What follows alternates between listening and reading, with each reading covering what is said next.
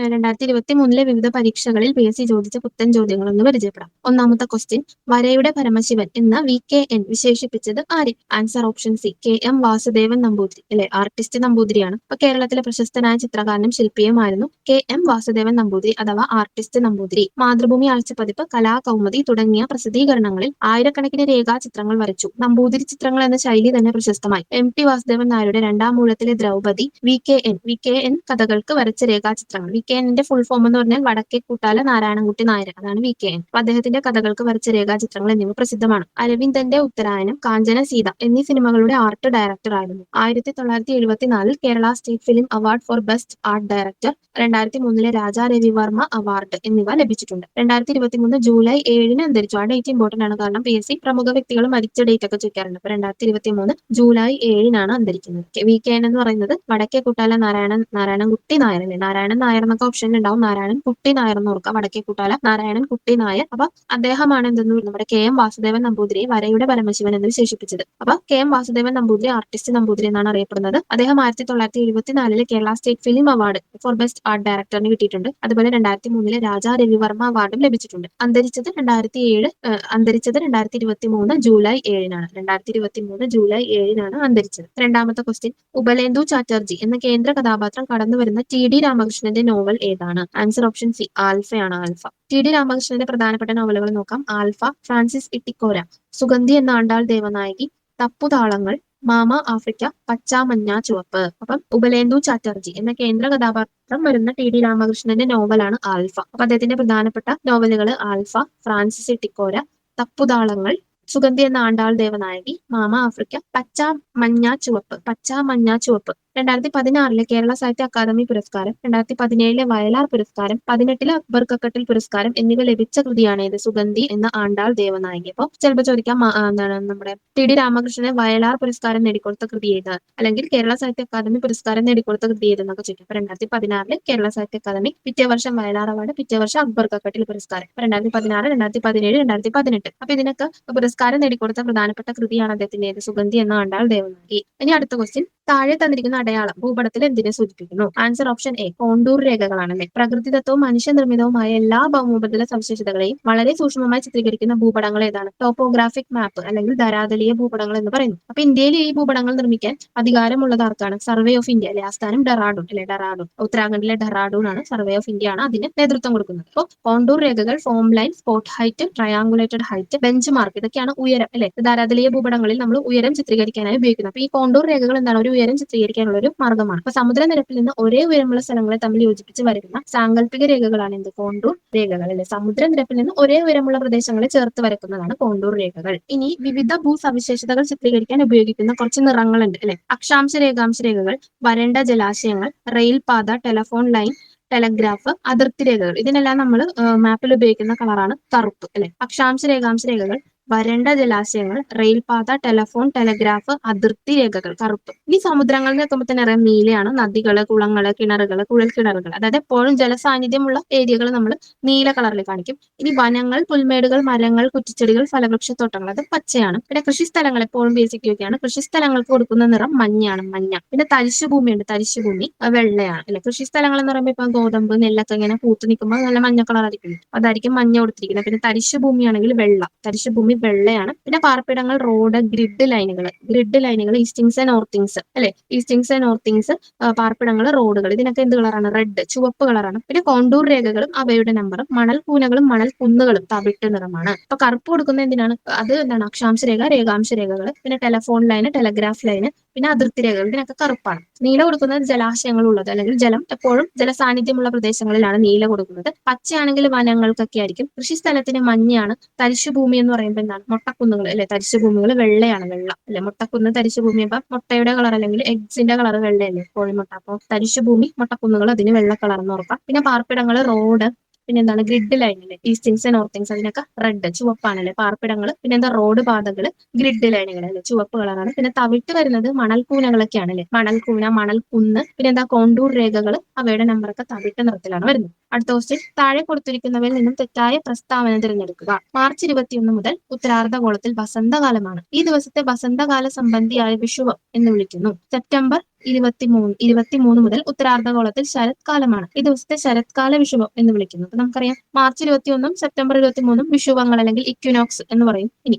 June 21 സൂര്യൻ ഉത്തരായന രേഖയ്ക്ക് നേർമുകളിൽ എത്തുന്നതിനാൽ ഉത്തരാർദ്ധഗോളത്തിൽ ഏറ്റവും ദൈർഘ്യമുള്ള പകലും ഏറ്റവും ഹ്രസ്വമായ രാത്രിയും അനുഭവപ്പെടുന്നത് ഈ ദിനത്തിലാണ്. അതിനാൽ ഈ ദിനം ഗ്രീഷ്മ അയനാന്തം എന്നറിയപ്പെടുന്നു. നമുക്ക് ജൂൺ 21 പ്രത്യേകത അറിയാം, ഇന്റർനാഷണൽ യോഗ ഡേ ആണ്. അപ്പൊ യോഗ ദിനമായിട്ട് തെരഞ്ഞെടുക്കാൻ കാരണം ഈ പ്രത്യേകത ഉള്ളത് കൊണ്ടാണ്. കാരണം ഉത്തരാർദ്ധഗോളത്തിൽ ഏറ്റവും ദൈർഘ്യമേറിയ പകൽ അനുഭവപ്പെടുന്ന ദിവസമാണ് ജൂൺ 21. അടുത്ത സ്റ്റേറ്റ്മെന്റ്, ഡിസംബർ 22 സൂര്യൻ ദക്ഷിണായന രേഖയ്ക്ക് നേർമുകളിൽ എത്തുന്നതിനാൽ ഏറ്റവും ദൈർഘ്യമുള്ള പകലും ഹ്രസ്വമായ രാത്രിയും അനുഭവപ്പെടുന്നു. ഈ ദിനത്തെ ദക്ഷിണാർദ്ധഗോളത്തിൽ ശൈത്യ അയനാന്തം എന്ന് പറയുന്നു. ഡിസംബർ 22 സൂര്യൻ ദക്ഷിണാർദ്ധഗോളത്തിൽ വരുന്നു. അപ്പോൾ ഏറ്റവും ദൈർഘ്യമേറിയ പകലും ഹ്രസ്വമായ രാത്രിയും അനുഭവപ്പെടുന്നു. ഈ ദിനത്തെ ദക്ഷിണാർദ്ധഗോളത്തിൽ ശൈത്യ അയനാന്ത ദിനം. അതെങ്ങനെ പറയാൻ പറ്റും? ദക്ഷിണാർദ്ധഗോളത്തിൽ സൂര്യൻ വരുമ്പോൾ ആ ഭാഗത്ത് എന്തായാലും ചൂടായിരിക്കും. അപ്പൊ അതൊരിക്കലും ശൈത്യ അയനാന്തം നമുക്ക് പറയാനായിട്ട് സാധിക്കില്ല, അല്ലെ? ഉത്തരാർദ്ധഗോളത്തെ അപേക്ഷിച്ച് അത് ശൈത്യ അയനാന്തമാണ്. ഉത്തരാർദ്ധഗോളത്തെ അപേക്ഷിച്ച് അത് ശൈത്യ അയനാന്തമാണ്. എന്തുകൊണ്ടാണ്? സൂര്യൻ ദക്ഷിണാർദ്ധഗോളത്തിലേക്ക് പോയി, അപ്പൊ ഉത്തരാർദ്ധഗോളത്തിൽ സൂര്യൻ ഇല്ല, അപ്പൊ അവിടെ തണുപ്പാണ്, അപ്പൊ അവിടെ ശൈത്യാനന്ദമാണ്. ഇനി ദക്ഷിണാർദ്ധഗോളത്തിൽ നോക്കുമ്പോൾ സൂര്യനുണ്ട്, അപ്പൊ ചൂട് കാലമാണ് അല്ലെങ്കിൽ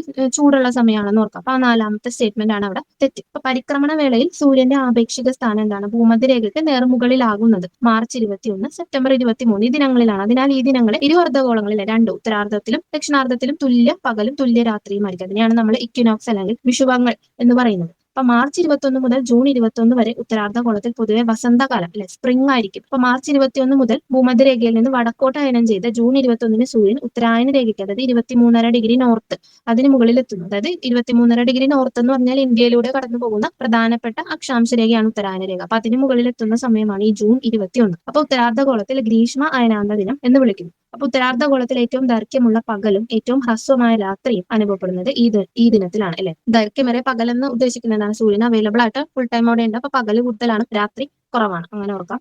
പിന്നെ ജൂൺ 21 മുതൽ ഉത്തരായന രേഖയിൽ നിന്ന് തെക്കോട്ട് അയനം ആരംഭിക്കുന്ന സൂര്യൻ സെപ്റ്റംബർ 23 വീണ്ടും ഭൂമധ്യരേഖയ്ക്ക് നേർമുകളിൽ എത്തി. ഈ കാലയളവാണ് ഉത്തരാർദ്ധഗോളത്തിൽ വേനൽക്കാലം. അത് സൂര്യൻ മാർച്ച് 21 നമ്മുടെ ഇവിടെ നിൽക്കുകയാണ്, ഭൂമധ്യരേഖയിൽ നിൽക്കുകയാണ്. അതാണ് ഇക്വിനോക്സ്, മാർച്ച് 21. അപ്പൊ അവിടെ നിന്ന് സൂര്യൻ നേരെ വടക്കോട്ട് പോകുന്നത്. അതായത് ഭൂമിയുടെ ചലനം വെച്ചിട്ടാണ് സൂര്യൻ ആക്ച്വലി ചലിക്കുന്നൊന്നുമില്ല, ഭൂമിയാണ് സൂര്യനെ റിവോൾവ് ചെയ്യുന്നത്. അപ്പൊ മാർച്ച് 21 ഭൂമധ്യരേഖയിൽ നിൽക്കുകയാണ് സൂര്യൻ. അപ്പൊ മാർച്ച് 21 എന്ത് ചെയ്യുന്നു? മാർച്ച് 21 മുതൽ വടക്കോട്ട് യാത്ര ചെയ്യാണ്. അപ്പൊ ജൂൺ 21 എന്ത് ചെയ്യുന്നു? ഉത്തരാർദ്ധഗോളത്തിൽ എത്തുന്നു. ഉത്തരാർദ്ധഗോളത്തിൽ സൂര്യൻ അവിടെ എത്തുമ്പോഴത്തേക്കും ആ ദിവസം എന്താണ്? ഏറ്റവും കൂടുതൽ പകലുള്ള, ഉത്തരാർദ്ധഗോളത്തിൽ ഏറ്റവും കൂടുതൽ പകലുള്ള ദിവസമായിട്ട് അത് മാറും. അങ്ങനെ ജൂൺ 21 കഴിയുമ്പോഴത്തേക്കും സൂര്യൻ അവിടെ നിന്ന് വീണ്ടും തെക്കോട്ട് ഇങ്ങോട്ട് തിരിച്ച് നമ്മുടെ ഭൂമധ്യരേഖയിലേക്ക് വരാണ്. അതെപ്പോഴാണ്? സെപ്റ്റംബർ 23 അങ്ങനെ സംഭവിക്കുക, അല്ലെ? സെപ്റ്റംബർ 23 വീണ്ടും ഇക്വിനോക്സ് വരും. കാരണം എന്താണ്?